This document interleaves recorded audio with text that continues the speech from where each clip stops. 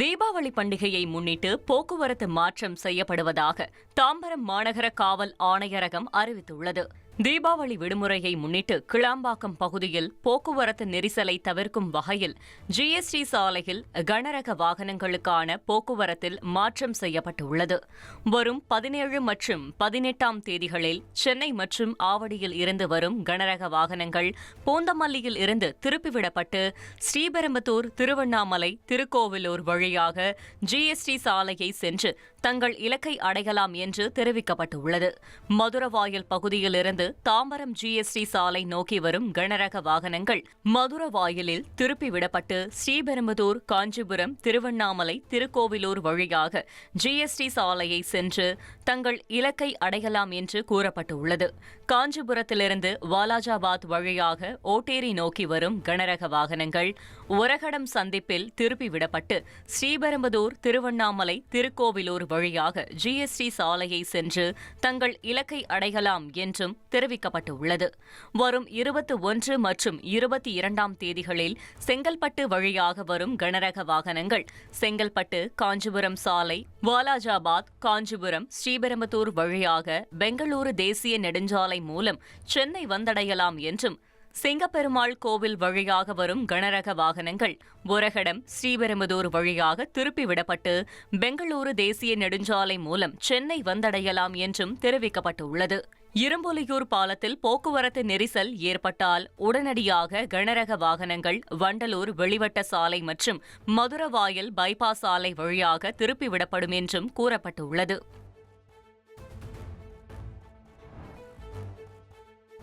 முன்பதிவு செய்யப்பட்ட ரயில் பெட்டிகளில் பிற பயணிகள் ஏறுவதை தடுக்க ரயில்வே பாதுகாப்பு படையினர் கண்காணிப்பை தீவிரப்படுத்த வேண்டும் என தெற்கு ரயில்வே உத்தரவிட்டுள்ளது. தீபாவளி பண்டிகை நெருங்கும் சூழலில் திருப்பூரில் முன்பதிவு பெட்டிகளில் வெளிமாநில தொழிலாளர்கள் அதிக அளவில் பயணம் செய்ததால் டிக்கெட் முன்பதிவு செய்த பெண்களுக்கு இடம் கிடைக்காமல் பரிதவித்ததாகவும், அது குறித்து புகார் அளித்தும் நடவடிக்கை எடுக்கவில்லை என்றும் பாதிக்கப்பட்டவர்கள் குற்றம் சாட்டியிருந்தனர். ஓபன் டிக்கெட் எடுத்துட்டு அவ்வளவு பேர் வந்திருக்காங்க. எங்களால உட்கார முடியல, தூங்க முடியல, எதுவுமே பண்ண முடியல. ரொம்ப டிஸ்டர்ப்டா இருக்கு. இந்நிலையில் முன்பதிவு செய்யப்பட்ட பெட்டிகளில் மற்ற பயணிகள் ஏறுவதை தடுக்கும் வகையில் ரயில்வே பாதுகாப்பு படையினர் அனைத்து விரைவு ரயில்களிலும் கண்காணிப்பை தீவிரப்படுத்த உத்தரவிட்டுள்ளது. முன்பதிவில்லாத பெட்டிகளில் தடுப்புகள் அமைத்து பயணிகளை வரிசையில் நெறிப்படுத்தி இருக்கைகளில் அமர ஏற்பாடு செய்ய வேண்டும் என்றும் தெரிவிக்கப்பட்டுள்ளது.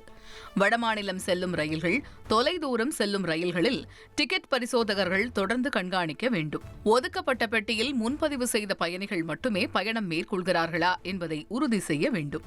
பயணிகளின் புகார்கள் குறித்து உடனடியாக சோதனை செய்து விதிகளை மீறி பயணிப்பவர்களுக்கு அபராதம் விதிக்க வேண்டும் என்றும் கூறப்பட்டுள்ளது. முன்பதிவு செய்த பயணிகள் தவிர்த்து காத்திருப்பு பட்டியலில் இருப்பவர்கள், 2ஆம் வகுப்பு டிக்கெட் பெற்றவர்கள் முன்பதிவு பெட்டிகளில் ஏறி அமர வேண்டாம் என்றும், மீறும் பட்சத்தில் நடவடிக்கை எடுக்கப்படும் என்றும் எச்சரிக்கை விடுக்கப்பட்டுள்ளது.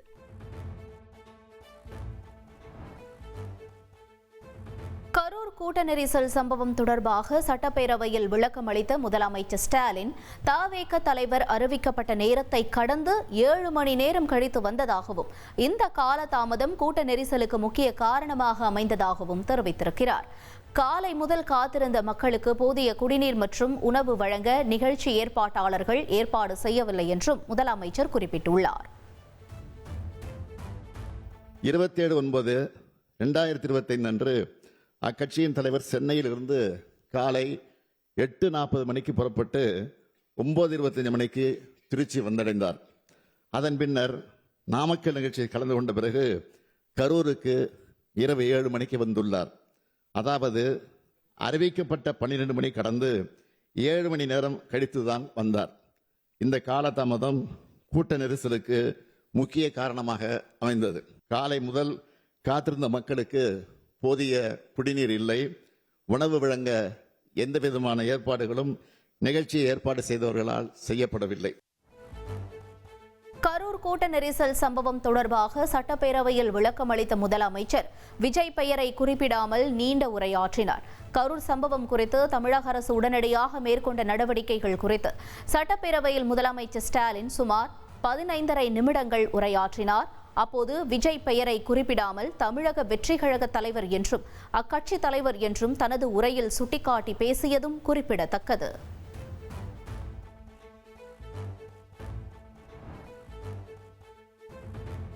கரூர் கூட்ட நெரிசல் சம்பவத்தை தமிழக அரசு சட்டப்படி விரைந்து கையாண்டதாக முதலமைச்சர் ஸ்டாலின் தெரிவித்துள்ளார். இதுகுறித்து சட்டப்பேரவையில் பேசிய முதலமைச்சர், இதுபோன்ற துயரங்கள் எதிர்காலத்தில் நிகழாமல் தடுக்க வழிகாட்டு நெறிமுறைகள் உருவாக்கப்பட்டு வருவதாகவும், கட்டுப்பாடுகளை மீறும்போது அதனால் பாதிக்கப்படுவது தொண்டர்கள்தான் என்றும் தெரிவித்தார்.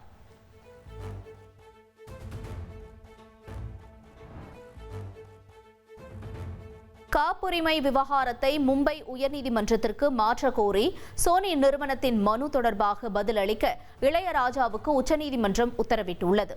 இது தொடர்பாக சோனி நிறுவனம் தாக்கல் செய்த மனுவை விசாரித்த உச்சநீதிமன்ற தலைமை நீதிபதி அமர்வு 3 வாரங்களுக்குள் பதிலளிக்க இளையராஜாவுக்கு உத்தரவிட்டு விசாரணையை ஒத்திவைத்துள்ளது.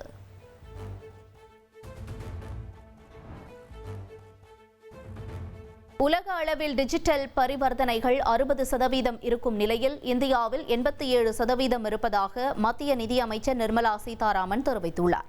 கர்நாடகாவில் உள்ள தார்வாட் IITயில் நடைபெற்ற நிகழ்ச்சியில் பேசிய அவர், 2024-2025 நிதியாண்டில் 261 டிரில்லியன் மதிப்புள்ள 18,500 கோடிக்கும் அதிகமான பரிவர்த்தனைகளை செயல்படுத்தியதாக தெரிவித்தார்.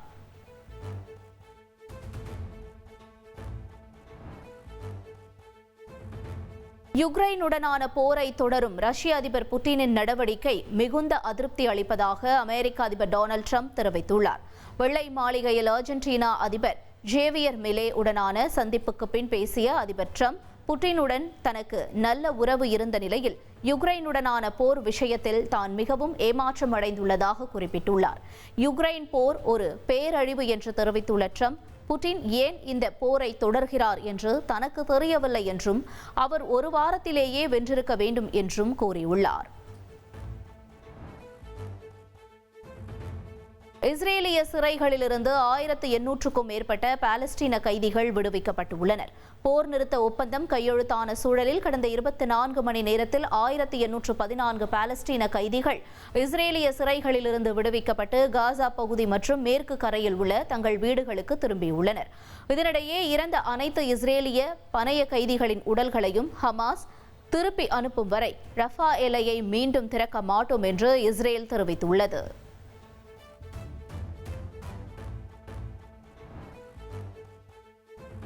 இத்தாலியில் நடைபெற்ற உலகக்கோப்பை கால்பந்து தகுதி சுற்று போட்டியின் போது இஸ்ரேலுக்கு எதிராக பாலஸ்தீன ஆதரவாளர்கள் ஆர்ப்பாட்டத்தில் ஈடுபட்டனர். இஸ்ரேலுக்கு எதிரான போட்டியில் இத்தாலி 3-0 என்ற கோல் கணக்கில் வெற்றி பெற்ற நிலையில் வடக்கு இத்தாலியில் உள்ள உட்டின் நகரில் பாலஸ்தீன ஆதரவாளர்கள் திரண்டு இஸ்ரேலை அனைத்து போட்டிகளிலிருந்தும் தடை செய்ய கோரி பேரணி மற்றும் ஆர்ப்பாட்டம் நடத்தினர். அப்போது போலீசாருடன் மோதல் ஏற்பட்டது. இதையடுத்து கண்ணீர் புகை குண்டுகளை வீசி போராட்டக்காரர்களை போலீசார் அப்புறப்படுத்தினர்.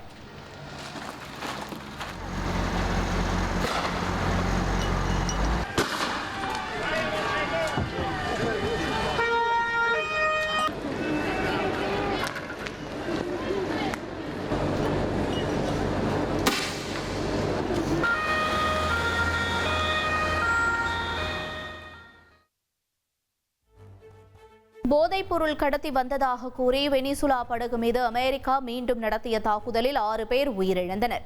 வெனிசுலா கடற்பரப்பில் போதைப் பொருட்கள் கடத்தி வந்த படகு மீது தாக்குதல் நடத்தப்பட்டதாகவும் இதில் 6 போதைப் பொருள் பயங்கரவாதிகள் கொல்லப்பட்டதாகவும் அமெரிக்க அதிபர் டொனால்ட் ட்ரம்ப் தனது ட்ரூத் சோஷியல் பதிவில் தெரிவித்திருக்கிறார்.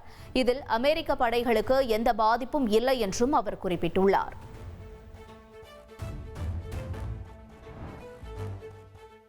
இலங்கை முல்லைத்தீவில் உலக சுற்றுலா தின நிகழ்வில் திரளான மாணவர்கள் பங்கேற்று நடனமாடினர். இலங்கை சுற்றுலாத்துறை சார்பில் ஏற்பாடு செய்யப்பட்ட இந்நிகழ்வில் அணிவகுத்து வந்த மாணவர்கள் ஊர்வலமாக கடற்கரையை வந்தடைந்தனர். ஏராளமான கலை நிகழ்ச்சிகளும் அதில் இடம்பெற்றன.